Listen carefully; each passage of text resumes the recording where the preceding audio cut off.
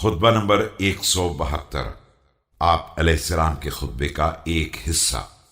حمد خدا، یوم شورا، قریش کے مظالم اور اصحاب جمل کی غارت گریوں کا ذکر۔ بسم اللہ الرحمن الرحیم۔ حمد خدا۔ الحمد لله الذي لا تواري عنه سماء سماء ولا أرض أرضا۔ ساری تعریف اس اللہ کے لیے ہے جس کے سامنے ایک آسمان دوسرے آسمان کو اور ایک زمین دوسری زمین کو چھپا نہیں سکتی ہے۔ شورا کے دن خطاب۔ وقد قال قائل إنك على هذا الأمر يا ابن أبي طالب لحريص، فقلت بل أنتم والله لأحرص وأبعد وأنا أخص وأقرب وإنما طلبت حقا لي۔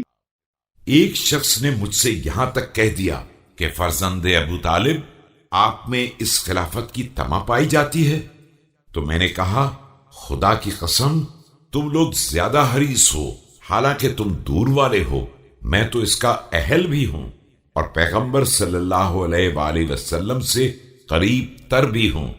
میں نے اس حق کا مطالبہ کیا ہے جس کا میں حقدار ہوں۔ وأنتم تحولون بيني وبينه وتضربون وجهي دونه، فلما قرعته بالحجة في الملأ الحاضرين هب كأنه بهت لا يدري ما يجيبني به۔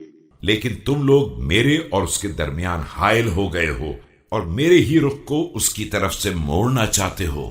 پھر جب میں نے بھری محفل میں دلائل کے ذریعے سے کانوں کے پردوں کو کھٹکھٹایا تو ہوشیار ہو گیا اور ایسا مبہوت ہو گیا کہ کوئی جواب سمجھ میں نہیں آ رہا تھا۔ قریش کے خلاف خدا کی بارگاہ میں فریاد۔